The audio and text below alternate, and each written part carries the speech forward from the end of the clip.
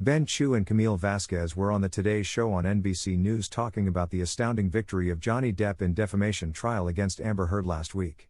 Ben Chu and Camille Vasquez also revealed what was Johnny Depp's first reaction after the verdict. Ask you, did you speak to your client right after the verdict? What was his reaction in the moment? I think just an overwhelming sense of relief. But I haven't seen Johnny smile like that in 6 years. The weight of the world is off of his shoulders. He's got his life back.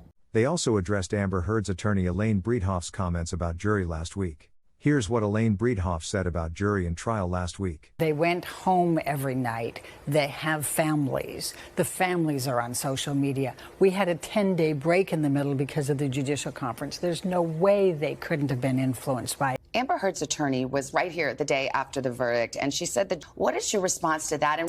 I think that was very disappointing to hear that and to hear her impugn the character of the jury, and the evidence came in that should come in, and the judge was very fair to both sides.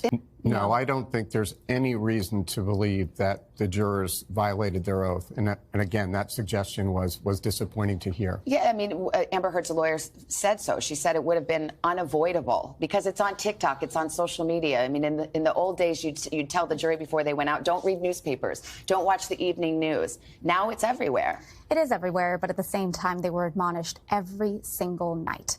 And they had a tremendous amount of respect, I think, for the court and the process, and they were doing the best that they could. They also answered why they believe verdict came the way it did. Why do you think the jury didn't believe her? Because when you look at the verdict, it really comes down to that. The issue was, is what she's saying true or false? And by their verdict, they said it's false.